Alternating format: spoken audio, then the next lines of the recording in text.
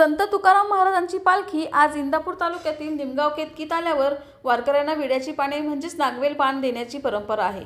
निमगाव केतकी हे गाव विड्याच्या पानासाठी महाराष्ट्रात प्रसिद्ध आहे। कमी खर्च आणि मोठी कमाई असल्याने याची घरटी लागवड केली जाते। गावात दिवसाला लाखोंची तर महिन्याला करोडो रुपयांची उलाढाल होते। पाहणार आहोत काही दृश्य।